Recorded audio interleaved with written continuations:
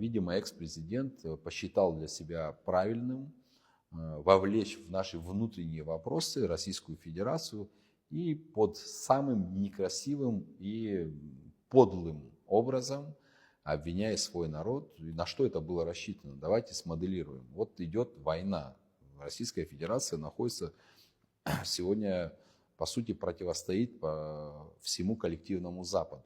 В это самое время наш президент выступает на федеральных каналах России и говорит открыто, подтекст ведь был такой, говорил о том, что вот ваши враги есть не только на Украине, есть они еще и в Абхазии. То есть каких действий и какие шаги он провоцировал со стороны Российской Федерации. Если вы включите фантазию, здесь очень все понятно и просто.